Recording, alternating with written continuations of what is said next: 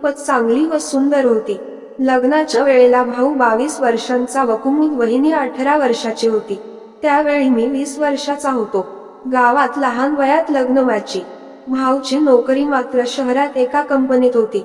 त्यामुळे भाऊ त्या शहरात म्हणजे अकोल्याला राहायचा. तोच घरातली सारी कामं व स्वयंपाक करायचा.